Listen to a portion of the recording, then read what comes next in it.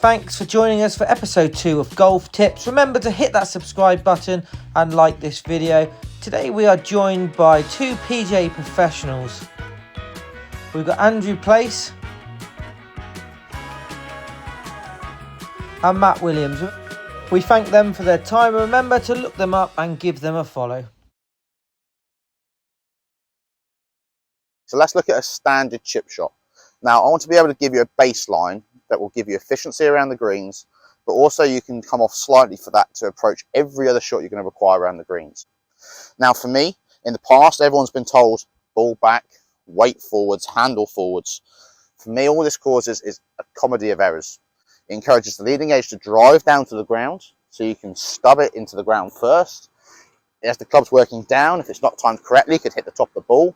There's too many variables by doing that setup, and you will get a margin of success with that, although you will have very little control of how fast the ball comes off the golf club if you do catch it well, which is a variation of distance, and you'll also reduce a lot of spin as well. For me, I'd like to see the ball position pretty close to centre. My feet are obviously quite close together because it's not a powerful swing, we don't need lots of balance. And I flare my feet open slightly to allow myself a little bit of room to turn. From here, I feel like I stand a little bit closer to the ball.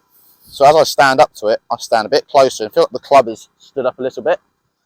I almost feel like the toe of the club is being pushed down and the heel is coming off the ground. Once I'm in this setup, really this position here at setup is where we want to return the club back to impact. So the club can then slide underneath, pop the ball up in the air. So actually I don't need to consciously use my hands and arms too much. We're actually using the core of our body, the trunk, to turn back and turn through. This will allow a bit more consistency and hopefully give us a lot more consistent strikes.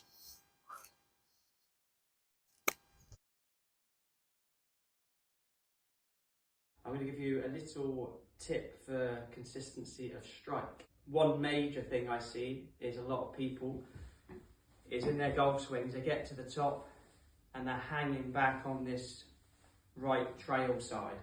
They're not getting their pressure moving forward into their left side to help them get an angle of attack down. This is something they could do for hybrids and fairways as well, because a lot of people think that using a hybrid and a fairway they've got to sweep it, but I quite like with the clients, because I feel that they hit behind, they can do this with their fairway woods and their hybrids as well.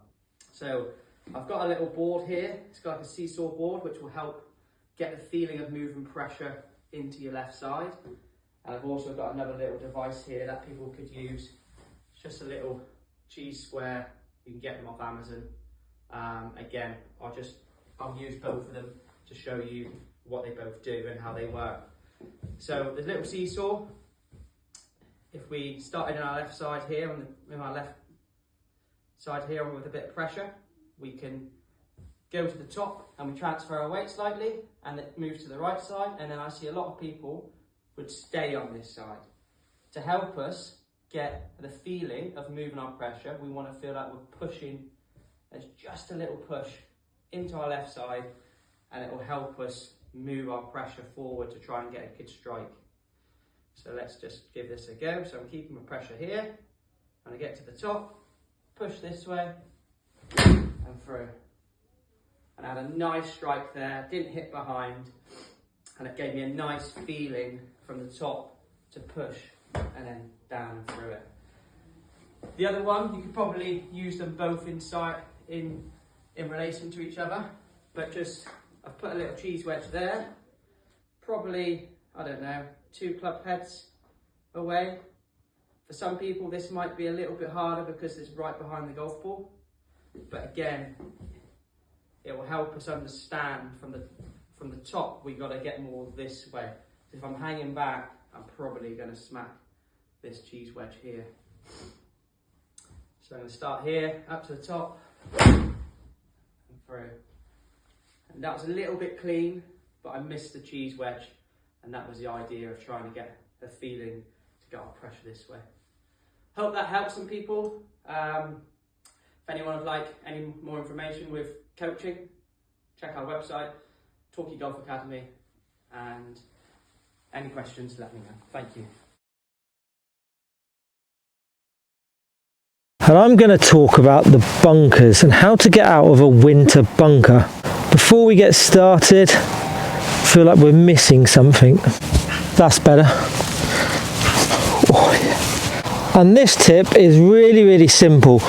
We've got a sand wedge in my left hand and I've got a pitching wedge in my right hand. You would think we would use the sand wedge for the bunker shot, but we're not. We're going to use the pitching wedge.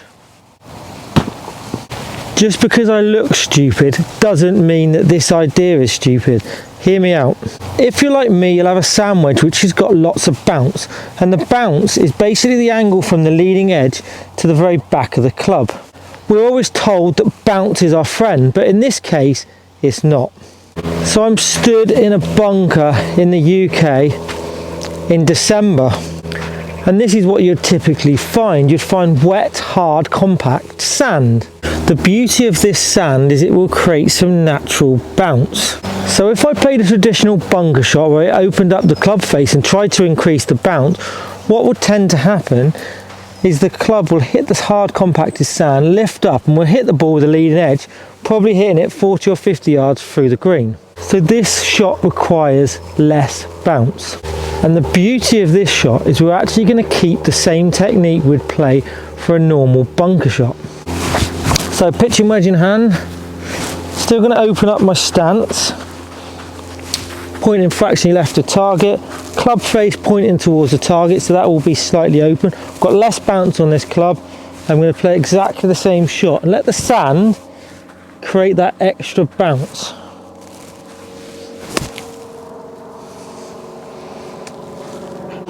Just hit another shot as well. You can really open that club face up more if you require, aiming my feet fractionally left, club face more open, slide that club under the ball. You'll notice as well the divots are quite shallow because that club does not want to go into that sand. So that's a quick and easy winter tip to become a better winter bunker player. Thanks for joining us for episode 2 of Golf Tips. Remember to hit that subscribe button and like this video.